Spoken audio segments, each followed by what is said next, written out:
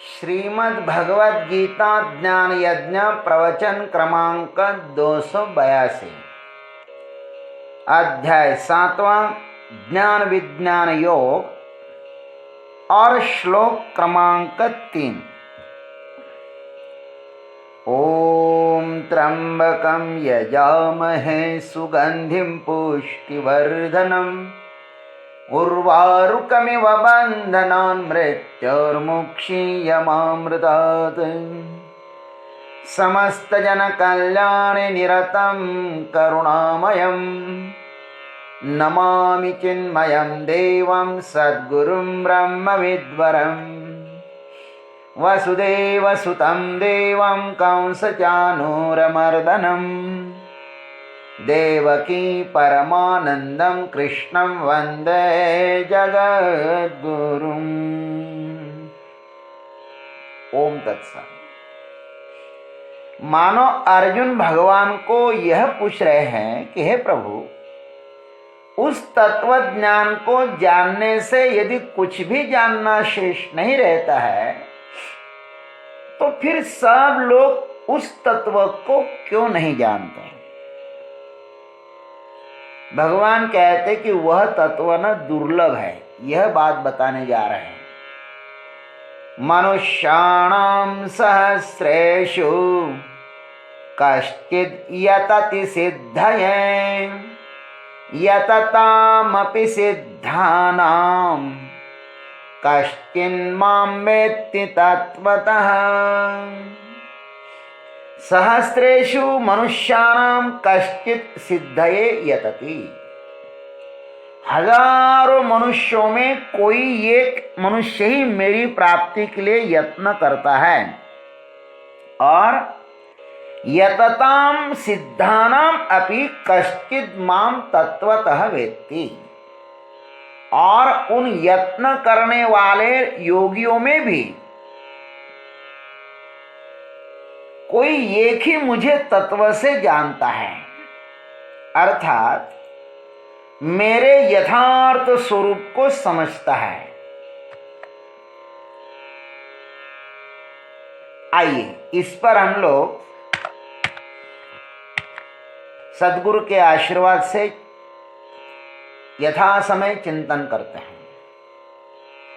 सहस्रेषु मनुष्यां कश्चित् सिद्धये यतति। इस वाक्य में भगवान एक अपूर्व बात कह रहे हैं कि हजारों मनुष्यों में कोई एक मोक्ष के लिए प्रयत्न करता है। यह बहुत ही मार्मिक घोषणा है भगवान की। इस पर थोड़ा विचार करना आवश्यक है। मनुष्य इसलिए कहा कि मनुष्य मात्र ही ज्ञान प्राप्ति का अधिकारी है और मनुष्य ही परमात्मा के साथ जुड़ सकता है। मनसा सिव्यति इति मनुष्यः। जो मन के द्वारा दूसरों के साथ संबंध जोड़ने में कुशल हो ना, उसे ही तो मनुष्य कहते हैं। मन के द्वारा संसार से जुड़ोगे तो बन जाओगे और परमात्मा के साथ जुड़ोगे तो मुक्त हो जाओगे। अमृत बिंदु उपनिषद कहती है, क्या कहती है? मन एव मनुष्याणां कारणं बंध मोक्षयः बंधाय विषयासक्तं मुक्तं निर्विषयं स्मृतम्। मन ही मनुष्य को बांधता है और मन ही मनुष्य को मुक्त करता है। तो सर्वप्रथम तो यही है कि जिसे हम मनुष्य कहते हैं वह भगवान को अभिप्रेत नहीं है। हम सर्वसाधारण दृष्टि से नर देहधारी को ही मनुष्य कहते हैं। यह भी मनुष्य है, किंतु गीताकार को यह यहां पर अभिष्ट नहीं है, क्योंकि एक सुभाषितकार ने बहुत सुंदर कहा, येषां न विद्या न तपो न दानम ज्ञानम न शीलम न गुणो न धर्मः ते मर्त्यलोके भूमिभार भूता मनुष्य रूपेण मृगांश चरन्ति। सुभाषितकार कहते कि जिनके पास विद्या नहीं है, तप नहीं है, दान नहीं है, ज्ञान नहीं है, शील नहीं है, गुण नहीं है, धर्म नहीं है, आदि सब वस्तुएं नहीं है, वह मनुष्य रूप में पशु ही तो है ना। हमारे गुरुदेव स्वामी चिन्मयानंद जी महाराज ने मनुष्य के 5 भेद बताए हैं। एक होता है स्टोन मैन, दूसरा होता है प्लांट मैन, तीसरा होता है एनिमल मैन, चौथा होता है मैन और 5वां होता है गॉड मैन। पहला जो मनुष्य है स्टोन मैन, पत्थर जैसा मनुष्य है, वह जो भावना शून्य है, वह इतना पामर है कि न स्वयं के विषय में जानता है न दूसरों के विषय में भी जानता है। भावना शून्य होकर वह दूसरे को कष्ट देने में ही लगा रहता है। दूसरों की हत्या करेगा, अपने स्वयं के क्षुद्र स्वार्थ के लिए वह दूसरों का सर्वस्व छीन भी सकता है। इस प्रकार का मानव दूसरे की सत्ता को ही स्वीकार नहीं करता, तो फिर वह भगवान के विषय में सोच भी कैसे सकता है। इसलिए हमारे गुरुदेव उनको स्टोन मैन कहते हैं, पत्थर जैसा, उनमें कोई चेतना है ही नहीं। दूसरा जो मनुष्य है वह प्लांट मैन, वृक्षवल्ली के समान। इस प्रकार के मानव में दूसरों के प्रति थोड़ी बहुत संवेदना होती है, दूसरों के हाव भाव को यह जान सकता है।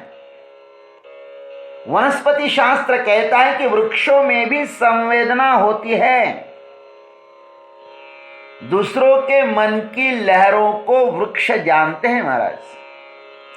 कोई क्रोधाविष्ट होकर उनको कष्ट पहुंचाए तो वे कंपित हो जाते हैं भीतर, और यदि कोई प्रेम से उसे दुलारे तो वे हर्षित भी हो जाते हैं।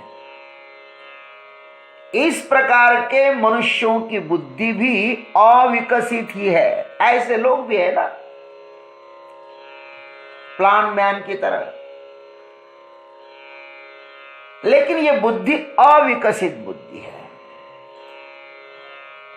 तीसरा प्रकार जो है वह है एनिमल मैन, पशु जैसा मनुष्य। इस प्रकार के लोगों के पास बुद्धि तो होती ही है, लेकिन स्वयं का पेट भरने तक की ही होती है। आहार निद्रा भय मैथुनंच, कैसा भोजन करना चाहिए, कैसा सोना चाहिए, कैसा एक दूसरों से भय करना चाहिए, कैसे बच्चे पैदा करना चाहिए, बस यहीं तक उनकी बुद्धि सीमित रहती है। उनकी बुद्धि पेट तक ही सीमित है, वो पेट के नीचे ही जीते हैं। ये अपने स्वजनों के प्रति, कुटुंब के प्रति अति संवेदनशील रहते हैं। बस मेरा परिवार और मैं। किंतु इनकी भी एक मर्यादा है, कुछ सीमा तक ही वो मर्यादित रहते हैं, फिर मर्यादा का उल्लंघन कर देते हैं। पशु म्यान। चौथी बात जो है उसको बोलते हैं मैन मैन, मानव मनुष्य, मनुष्य जैसा, जो शास्त्रोचित कर्मों को करता हुआ अपना जीवन जीता है ना, वह मनुष्य है। मनु की स्मृति को आधार बनाकर जो अपने को सुसंस्कृत करता है वह मनुष्य है। जिसका जीवन केवल कर्म कांड तक ही सीमित रहता है, कर्म कांड को ही जो सर्वश्रेष्ठ समझता है, वह प्रभु को यहां पर मान्य नहीं है। जो कर्म कांड से भी ऊपर उठ करके भगवान की आराधना करता है, ऐसे व्यक्ति को जो भगवान के साथ भी संबंध जोड़ने के लिए उत्सुक है, वह मानव मनुष्य है। पांचवा जो मनुष्य है ना, वह है देव मनुष्य, गॉड मैन, जिसने प्रभु को अपना जीवन समर्पित किया है, जिसे विषय भोग से वैराग्य प्राप्त हुआ है, जो इस नश्वर संसार से परे है, उस परमात्मा को चाहता है। इस प्रकार का मनुष्य भगवान को यहां पर इष्ट है, गॉड मैन। संसार के साथ यदि हम संबंध जोड़ सकते हैं तो क्या परमात्मा के साथ नहीं जोड़ पाएंगे? अर्जुन ने भगवान के साथ संबंध जोड़ा, भगवान हो गया। भगवान को यहां पर वो मनुष्य अभिष्ट है। भगवान कहते हैं मुझको जानने की इच्छा वाले जो हजारों मनुष्य है ना, उसमें भी ये को ही मुझे प्राप्त करने की सच्ची प्यास जागती है। बहुत सारे साधक ईश्वर की सेवा नश्वर की प्राप्ति के लिए ही करते हैं। प्रथम तो यह मनुष्य शरीर मिलना ही दुर्लभ है, और मानव देह मिल भी जाए तो अच्छे सुसंस्कार, ऐसा यदि कोई घर हो तो उस घर में जन्म मिलना कठिन है, और वह भी मिल जाए तो भी उस परमात्मा को प्राप्त करने की इच्छा जागृत होना यह भी दुर्लभ ही है। और उसको प्राप्ति की इच्छा भी हो जाए तो भी उसको तत्वतः जानने की इच्छा होना और भी कठिन है, दुर्लभ है। और फिर उस तत्व को बताने वाले महात्मा मिलना भी तो कठिन है ना। कितनी कठिन बात है। इसलिए भगवान कहते हैं कि यतताम सिद्धानाम अपि कश्चित् माम तत्वतः वेत्ति। उस प्रभु को जानने की इच्छा मात्र होने से नहीं काम चलेगा, उसको तत्वतः जानना और भी कठिन है। भगवान को जानना इसलिए कठिन नहीं है कि वह बहुत ही दूर है, वहां तक पहुंच पाना बड़ा ही कठिन है। नहीं, वह दूर भी नहीं और उसका मार्ग भी कठिन नहीं, किंतु उसे जानने वाले हमारे जैसे साधक अपनी ही अनंत समस्याओं में उलझे हुए हैं। हमारे ही क्षुद्र विचार उसको जानने के लिए अवरोध पैदा करते हैं। परमात्मा तो बहुत ही सन्निकट है। यूं कहिए कि परमात्मा जितना निकट है ना, उतना हमारा हाथ भी हमारे निकट नहीं है। हमारे सबसे निकट यदि कोई है तो परमात्मा ही है। प्रयत्न तो हम करते हैं उसे पाने के लिए, किंतु पहुंच नहीं पाते वहां पर। हजारों सिद्धों में से कोई एक ही गंतव्य तक पहुंच जाता है। सिद्ध इसलिए कहा कि ये सब उसको जानना ही चाहते हैं, किंतु वह गरी इतनी सूक्ष्म है कि कोई एक वहां तक पहुंच जाता है। प्रेम गरी अति सांकरी तामे दोन समान। इतनी सांकरी है महाराज, सूक्ष्म है। ज्ञानेश्वर महाराज लिखते हैं, जैसा भर लिया त्रिभुवना आतु एक एकु चांगु अर्जुना, निवडुनी कीजे सेना लक्षवरी, की तया ही पाठी जे वेळी लोह मासाते घाटी, जे वेळी विजयश्रेयच्या पाटी एकच बैसे।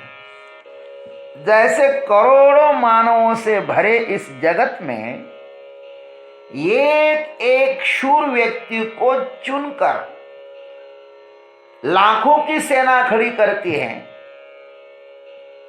किंतु युद्ध में शस्त्रों के घाव पड़ने पर जिस तरह विजय स्त्री किसी एक को वरमाला पहनाती है, वैसे ही उस प्रभु को तो हजारों पाना चाहते हैं, किंतु पहुंचता कोई एक ही है। विजय स्त्री तो महाराज किसी एक को ही मिलेगी ना। उस परमात्मा को व्यक्ति तत्वतः क्यों नहीं जानता? क्योंकि वह जानने का विषय नहीं। जानने का विषय तो संसार है, परमात्मा नहीं। प्रभु को जाना नहीं जाता। यदि कोई कहे कि मैं उसे जानता हूं तो समझना चाहिए कि वह निपट अज्ञानी है। श्रुति कहती है, यदि मन्य से स्वेदेति धर्मेवापि नूनम त्वं व्यक्त ब्रह्मणो रूपम। संपूर्ण केनोपनिषद की यही घोषणा है कि उसे जाना नहीं जाता। तो फिर क्या?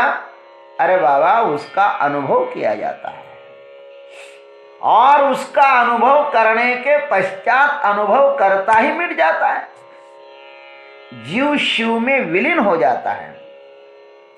हमारे पास जानने के जो कुछ उपकरण हैं वे केवल नश्वर को ही जान सकते हैं। उन उपकरणों से निकृष्ट संसार को वे जान सकते हैं महाराज, उत्कृष्ट प्रभु को नहीं। जो सदैव ही विद्यमान है उसे जानने की घोषणा व्यर्थ है।